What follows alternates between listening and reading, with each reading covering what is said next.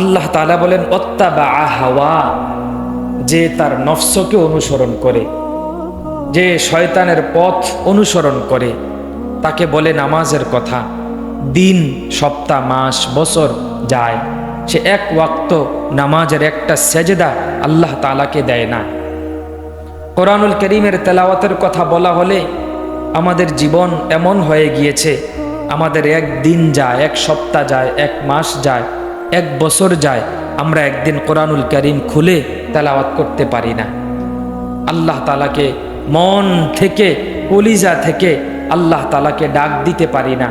বন্ধু বান্ধবের আড্ডা, কোথায় নামাজ, কোথায় পর্দা, কোথায় হালাল, কোথায় হারাম, কিচ্ছুর ব্যাদ বিচার আমাদের কাছে নাই, কিচ্ছু বাসি না। আমরা আমাদের মতো করে চলছি, মনে যা চাচ্ছে তাই করছি, যখন যেটা মনে চাচ্ছে তখন সেটাই করছি। এই সমস্ত লোক যারা বিশ্বাস করেন, কোরআনুল কারীমে আল্লাহ তাআলা বলেন ওত্তাবা হাওয়া, যে তার নফসের অনুসরণ করে, যে তার খাহেসাতের অনুসরণ করে। আল্লাহ তাআলা রব্বুল আলামিন বলেন ফামাসালুহু, তার মেসাল হলো, তার দৃষ্টান্ত হলো, তার উদাহরণ হলো কামাসালিল কালব, কুত্তার মতো।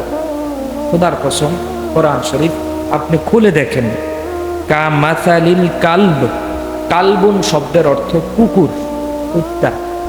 যে নামাজ পড়ে না, যেই মাটা পর্দা করে না, যেই নওজোয়ান ভাইয়া যারা কোরআন শরীফ পড়তে পারি না, আমরা যারা কোরআনুল কারীমের তেলাওয়াত করি না, আমরা যারা আজও পর্যন্ত দাড়িটা রাখতে পারলাম না, নবীজির সুন্নত, আমরা যারা আজও পর্যন্ত 5 ওয়াক্ত নামাজ ধরতে পারলাম না, এই যে কবে ফজরের নামাজ পড়েছি আমি আর বলতে পারি না যে আমি কোন দিন ফজরের নামাজ পড়েছি, কখন ফজরের ওয়াক্ত হয়, কখন সূর্য উঠে, আমি কিচ্ছু বলতে পারি না।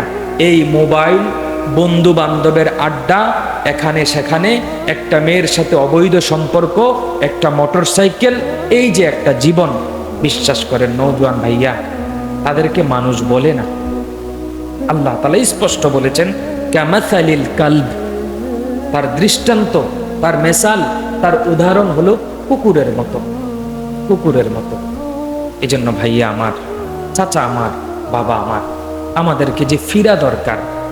আমরা যে আল্লাহ তাআলার উপরে ঈমান আনছি, আমরা যে কালেমা পড়েছি, আমরা যে পরকাল বিশ্বাস করি, আমরা যে আখেরাত বিশ্বাস করি, যদি আমরা পরকাল আখেরাত বিশ্বাস করি, তাহলে বিশ্বাস করেন আমাদেরকে ফিরা দরকার, আমাদের জীবনে পরিবর্তন আনা দরকার। এটা জীবন এভাবে চলে না ভাইয়া। বিশ্বাস করেন, আমরা মনে করছি এই যে আকাশ যেটা দেখছি এটা চিরদিন টিকবে। বিশ্বাস করেন এই আকাশটা চিরদিন টিকবে না। কোরআনুল কারীমে আল্লাহ তাআলা রব্বুল আলামিন বলেন, বান্দা তুমি যে আকাশটা দেখছো, এই আকাশটা তেলের গাদের মতো গলে গলে পড়ে যাবে। তারকারাজি যেগুলো দেখছো, এই তারকারাজি একটাও টিকবে না বান্দা, তারকারাজি একটা একটা করে খসে পড়ে যাবে। এই জমিন দেখছো স্থায়ী, জমিনটা কি স্থায়ী মনে করছো? না বান্দা, এই জমিনটাও স্থায়ী না। এই পাহাড় পর্বতগুলো কিচ্ছু টিকবে না। পাহাড়গুলোকে আমি আল্লাহ তাআলা রব্বুল আলামিন, ওই তুলা যারা লেপ তোষক বানায়, তুলা যখন ধুনায়, তুলাকে যখন এভাবে মারতে থাকে, বাড়ি দিতে থাকে, তুলা ধুনানোর পরে যেভাবে ছোট্ট ছোট্ট তুলার অংশ উঠতে থাকে, উঠতে থাকে, খোদার কসম বিশ্বাস করেন রব্বুল আলামিন বলেন, আমি আল্লাহ তাআলা তোমাদের চোখে দেখা এই পাহাড়গুলিকে, এই জমিনগুলিকে আমি তুলার মতো উড়াবো, তুলার মতো উড়াবো। আকাশটা টিকবে না বান্দা, তারকারাজি টিকবে না, সূর্য টিকবে না, চন্দ্র টিকবে না, জমিন টিকবে না, সাগরের পানিগুলো আমি আল্লাহ তাআলা উথলে ফেলে দেব, একটা পানিও থাকবে না, টিকবে না। সুতরাং চাচা, বাবা, ভাইয়া, আমার এই মোবাইল এটা টিকবে না, আমার বন্ধু বান্ধবের আড্ডা এটাও টিকবে না, আমার যে একটা মোটরসাইকেল এটাও টিকবে না। বিশ্বাস করেন টিকবে একমাত্র কোরআনুল কারীমের তেলাওয়াত, টিকবে একমাত্র রব্বুল আলামিনকে যে আমি সেজদা দিয়েছিলাম, এই সেজদাটা টিকবে একমাত্র রাতের অন্ধকারে যে আল্লাহ তাআলার কাছে হাত তুলে 2 ফোঁটা চোখের পানি ফেলেছিলাম, এটা একমাত্র টিকবে।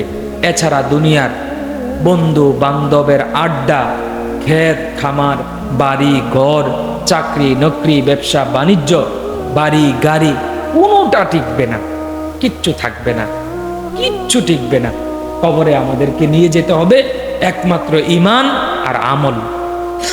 ঈমান আমল ছাড়া ভাইয়া বিশ্বাস করেন কিচ্ছু টিকবে না, কিচ্ছু যাবে না। এজন্য আমরা যে মুসলমান, আমরা যে ঈমান এনেছি, আমরা যে আল্লাহ তাআলাকে বিশ্বাস করেছি, এজন্য আমাদের জীবনের পরিবর্তন খুব দরকার, খুব দরকার। এভাবে জীবন চলে না, এটাকে মুসলমানের জীবন চলে না।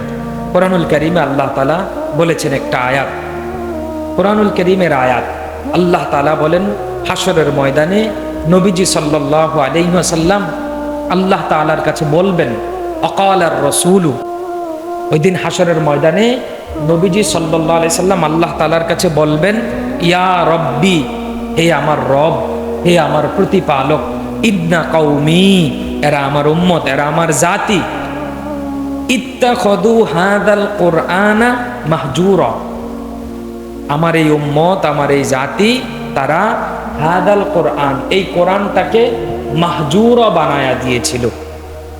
মাহজুরা হিসেবে কোরআনটাকে তারা ধরেছিল। মাহজুরা কি চাচা ভাইয়া?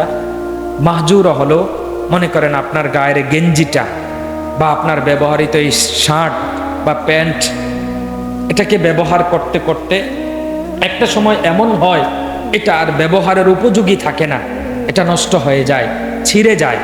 নষ্ট হয়ে ছিঁড়ে যাওয়ার পরে আমরা করি কি, এই শার্ট, এই প্যান্ট, এই গেঞ্জি, এই টি শার্ট, এটাকে ফেলে দেই। নষ্ট হয়ে যাওয়ার পরে এটাকে ফেলে দেই একটা ডাস্টবিনের মধ্যে বা ঘরের চিপায়, এটাকে ফেলে দেই। তখন একদিন যায়, আমরা এই শার্ট, প্যান্ট, পাঞ্জাবি বা ব্যবহারের অনুপযোগী যেটা, এটাকে যে ফেলে দিছি, একদিন এটার কোনো খবর নেই না। এক সপ্তাহ যায়, খবর নেই না। এক মাস যায়, খবর নেই না। এক বছর যায়, তাও খবর নেই না। তখন একটা সময় এটা নষ্ট হয়ে যায়, পচে যায়, মাটির সাথে মিশে যায়, এটার অস্তিত্ব আর থাকে না। এটা হলো মাহজুরা, মানে পরিত্যক্ত জিনিস। বিশ্বাস করেন, আমার আপনার সমাজে শত মানুষ আছে, আমাদের এই মসজিদে আমরা যারা আছি, আমাদের মধ্যেও এমন মানুষ আছে, আমার মা বোনদের যাদের কান পর্যন্ত মাইকের আওয়াজ যায়, ওই মা বোনদের মধ্যেও অনেক মা বোন এমন আছে যারা তাদের জীবন থেকে কোরআনুল কারীমটাকে মাহজুরা বানায়া দিয়েছে, অর্থাৎ পরিত্যক্ত বস্তু বানায়া দিয়েছে।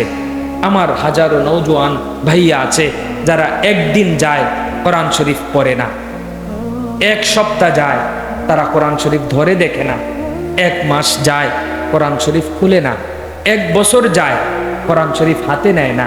এই যে তার জীবনের 5 বছর, 10 বছর, 15 বছর, 20 বছর, কোনো চাচার 50-60 বছর হয়েছে, এই চাচা কোনোদিন কোরআন শরীফটা হাতে নিয়ে একদিন খুলে দেখে নাই যে কোরআন শরীফের অক্ষরগুলো কেমন, কোরআন শরীফের লাইনগুলো কেমন, কোরআন শরীফের পৃষ্ঠাগুলি কেমন, কোরআন শরীফের লেখাগুলো কেমন, পড়বে তো দূরে, খুলেও দেখে না।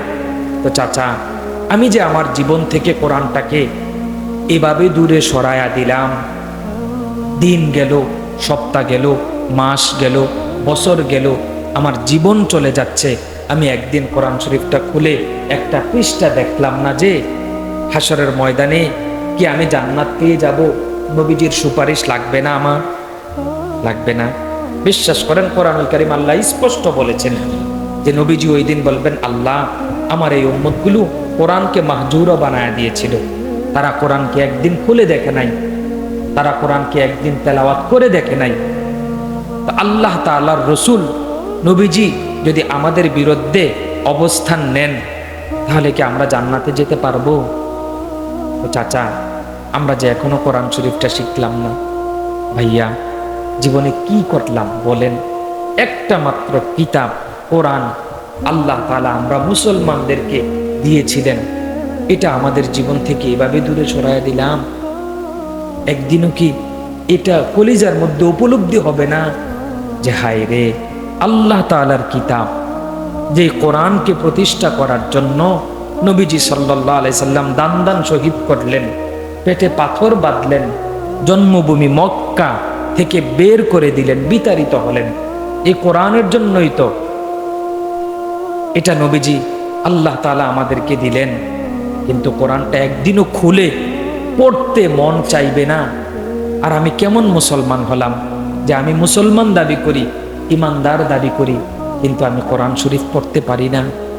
চাচা, ভাইয়া ভাইয়া বলেন না, এটা কেমন জীবন হতে পারে? এটা কেমন মুসলমানের নওজোয়ান হতে পারে যে কোরআন শরীফ পড়তে পারবে না?